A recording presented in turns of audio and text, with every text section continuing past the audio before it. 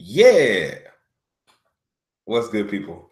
It's your boy Icarus Gray. And for once, I'm not here for the No Rhyme Reason podcast. But what I am here for is to add a little bit of content to my page. And what I wanted to add is one of my loves, which is anime and manga. And so, what I've concocted is gray area anime and manga discussions, where I get to just pretty much talk about all the great animes and mangas that I love. What I'm going to do today specifically is discuss One Piece, which is why I have my buddy Ace here with me to help me discuss the 20-year anniversary of the manga slash anime One Piece, written and drawn by Ichiro Oda. It is one of my top 10, if not my favorite anime. And a lot of the reasons that I'm going to talk about in this discussion video will kind of explain why and hopefully give some more insight and maybe give somebody a jumping in point for anime themselves. So I'll start with how I got into One Piece in general. And it was almost fated to not be this way. Because Funimation had it, and it used to come on around the anime with the guy with the big afro. They used to have like all these hair fights and stuff.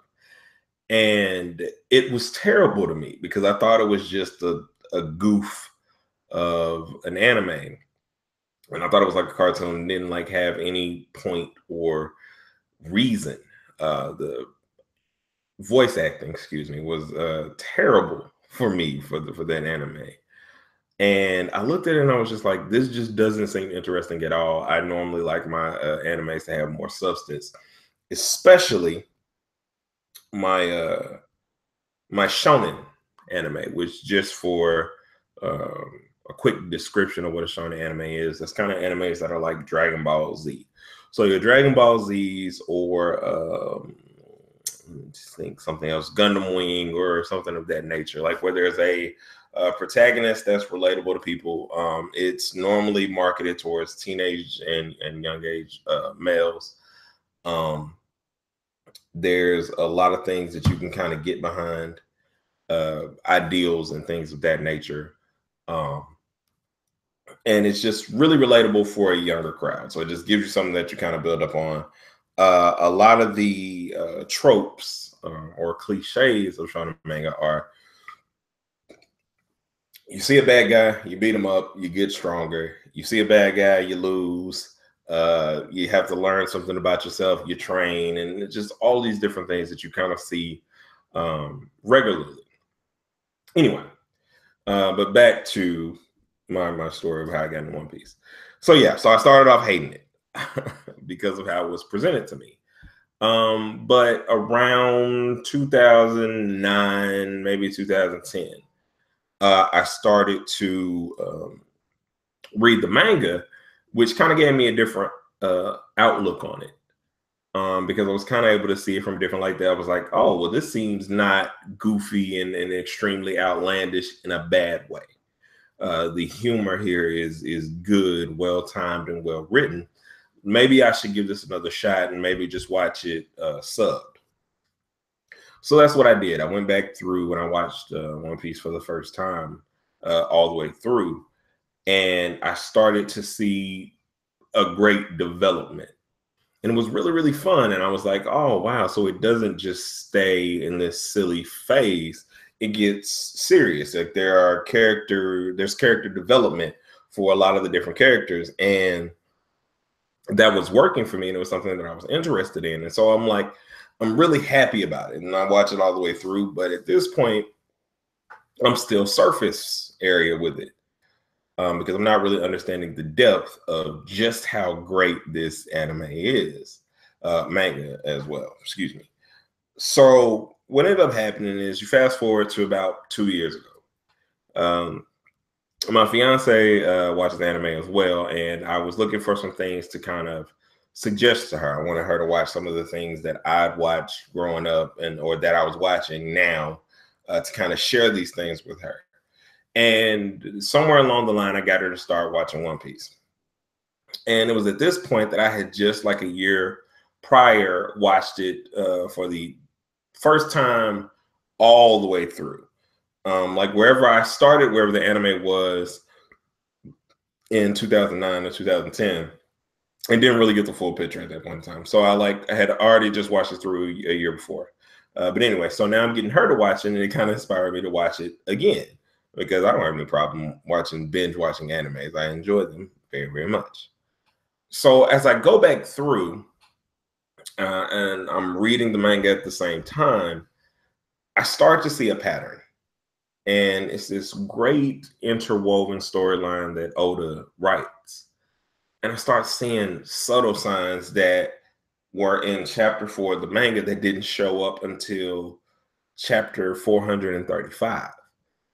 And I'm starting to see all these seeds that are planted. And when he starts to explain different things later on down the line, and the world that he's creating just gets larger and larger, and you get more character development at every angle from each and every one of your characters. Luffy in himself, the main protagonist of One Piece, gets so much character development throughout, whereas you think he's just a happy-go-lucky, save my friends, Naruto, Goku-esque character, but really goes through some character development that Oda probably had been planning since the start of the series. And I'm going back through and I'm watching it while she's watching, and it's becoming deeper and deeper for me because I'm like, oh, wow, now that makes sense. And she'd ask me a question, and then that would lead me down the rabbit hole to find even more things that are connected and things that were laid out for me 500 or 300 episodes before. And I was able to see how everything connected, and that everything does connect, and not in some flippant way of just introducing characters and they kind of disappear and fade into the background, but that they were actually becoming something that was dope and amazing and growing into things that you attach yourself to. Every one of the Straw Hats, Luffy, Zoro, Nami, Brook, Chopper, Sanji, Zoro, I might have said Zoro twice, but then Robin. I don't think I'm forgetting anybody. Frankie. And that's not. I think that's everybody. That's not. Probably forgetting somebody. But anyway, the point being, everybody has amazing character development and in-depth backstory. A backstory that allows you tragic backstories at that, because Oda loves tragic backstories. It doesn't matter whether you're a good guy or bad guy. You're not getting a happy background to anything. Like somebody's dying. Like it can be your cousin, it could be your puppy, like John Wick, but somebody's getting X'd.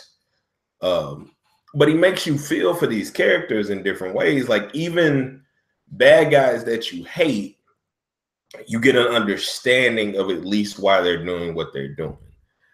And he's done it for 20 years. And that was the point to where this year where I'm realizing that it's been going on, if you're not familiar, since 1997. And to still be relevant now, like there's a difference between what shows like The Simpsons does. They'll always be relevant and it'll always be new, but there's no forward progressing story. Like everybody's going to stay the same age. By the end of the show, everything that needs to be resolved will be, with slight exceptions of certain people passing on and not being able to have their voices anymore. But for 20 years, a story that is Game of Thrones-esque in terms of characters coming in and out and everybody playing a part and everybody playing their role, he is amazing. And this second rundown or watching of it is when I started to realize. So you'll see things like Zoro and his connection with the samurai swords and Wano. Wano ends up popping up a couple times, at least sword-wise, prior to them reaching Thriller Bark. And then when they get to Thriller Bark, he ends up fighting a Wano warrior and getting his sword. And now ultimately we're about to go to Wano probably after this next chapter, 872, once we leave Whole Cake Island with Big Mom. And this ride, this experience is simply and utterly amazing because the relevance hasn't dropped, the storytelling hasn't dropped, and there are questions that have been answered, but then there are still millions of more questions, with the biggest question still being, what is the One Piece? Oda has said that it is something material, and that, that'll be something that we have to look forward to. And I am just simply enamored by it. So I want to talk about or speak on like 3 points as to why it's slowly becoming my favorite anime ever. And I think I already started with one, which is kind of the characters. And my favorite character being Ace, Luffy's brother. This sense of duty and the fact that I'm going to also give spoilers now. So uh, the fact that, sorry, I had to talk to my fiance because I'm going to give a couple spoilers really quick about Ace because he is my favorite character, but I want to talk about him. So as we find out, before Ace's death, that he is Gold D. Rogers' son, and that was like an amazing connection for me, and it was very hard as an anime watcher because I got emotionally invested in the characters to see Ace die.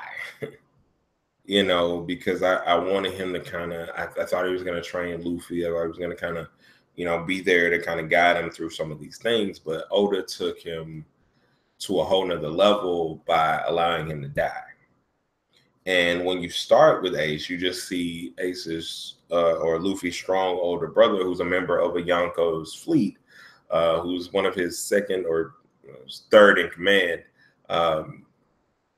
And it's so enthralling and exciting as you see this relationship between them, and it's protecting him and how strong he was. And when he runs into Blackbeard, and it's so well laid out. You go along with him, and you see this journey. You see Luffy's brother looking out for him, and even though they're not actually related by blood, which is what you find out, with his death as well, but you still feel like they're as connected as you might be to some of your friends or some of your co-workers or whoever. They have this place in your life that is irreplaceable, and if they've grown up with you and spent time with you, we all know that blood doesn't always dictate family. And Oda eloquently puts that on display with Ace.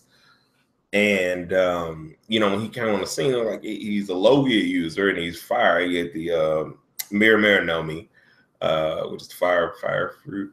Something. I'm always bad with the names. I just think of what they are.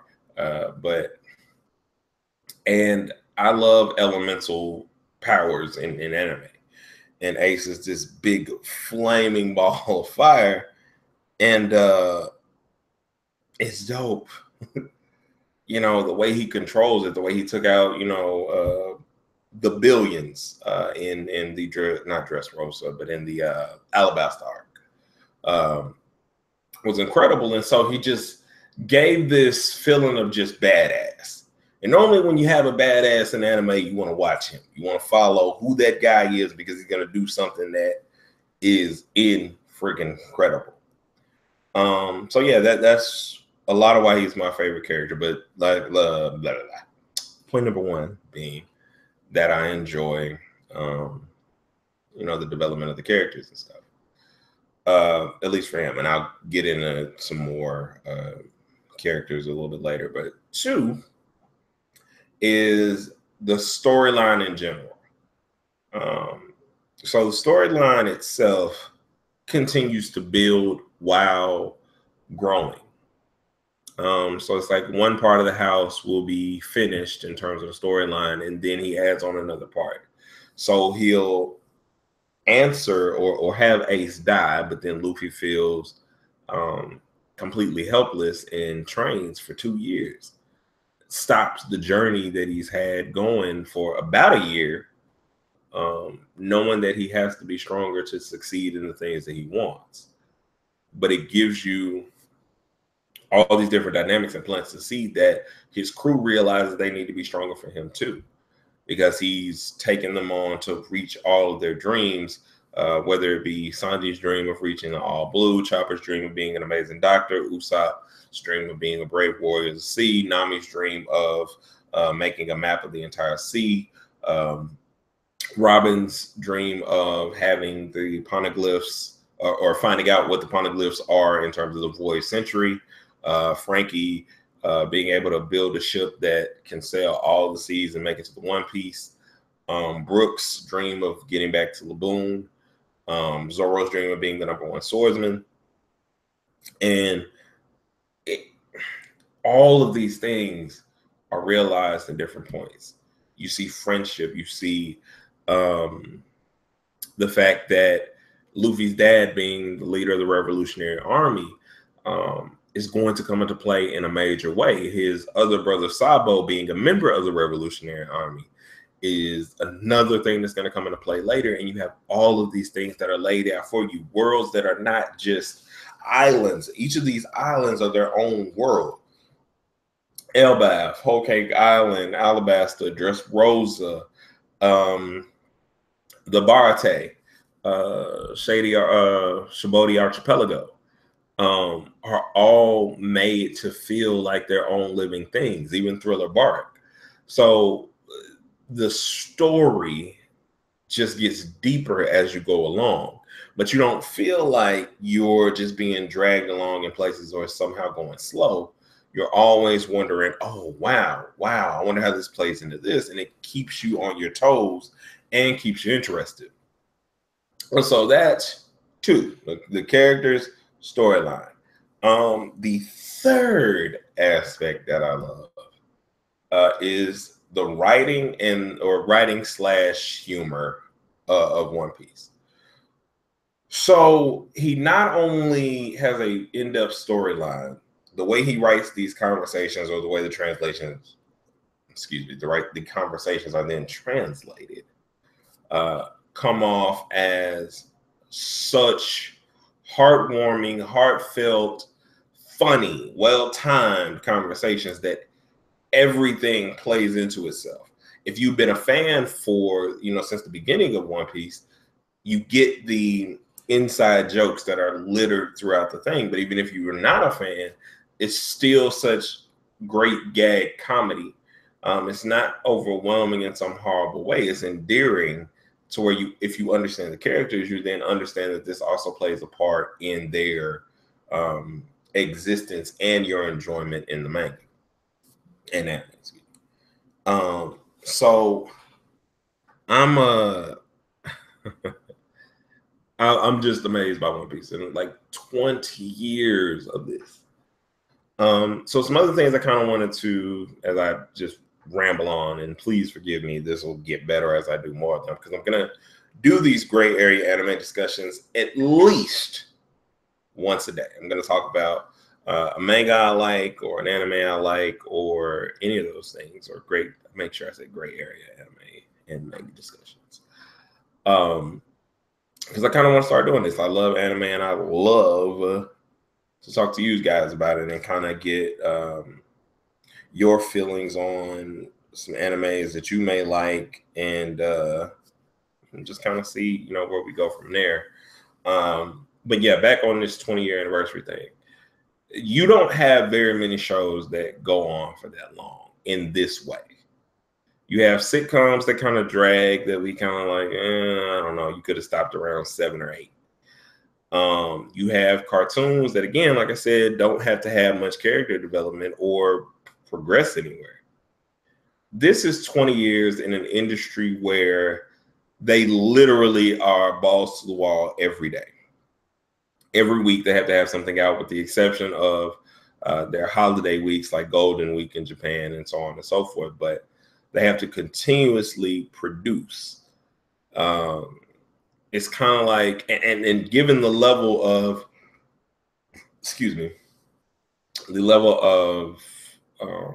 popularity that Shonen Jump has, which is the major anime company over there in Japan, Shonen Jump. It's kind of like our like GQ magazine or Game Informer or something, like whatever the, I don't really read too many magazines, but whatever the top is and whatever, it's kind of like Nike. It's like the Nike or Jordan brand of anime and manga. To do it for 20 years, to again reinvent the story, have all of these different parts that play into each other and play into its general enjoyment, to have these characters that you're loving being on a journey with, that you are now going on a journey with mentally and emotionally with them, that makes it relatable. Like we all sometimes know, enjoyment of things, well, not enjoyment of things, but just general elation of watching One Piece or anime and stuff in general, and why it's so relatable to you. Like this, like we've all lost someone close to us. You've lost someone who you wanted to make proud, who, you just wanted to beat. You couldn't beat them in basketball, or you couldn't beat them in Connect Four, but you're always trying because you were aspiring to be better. You were aspiring to be worthy of your big brother, big sister, whoever. You have the dream aspect, is we all have dreams. So what better thing than being on a journey with your friends to realize said dreams? And that's what the biggest draw of this anime is, and why I think you should take a look to it, is it pulls you in, man. Like we all have dreams. We all have aspirations and things that we want to do in life. And One Piece gives all of that.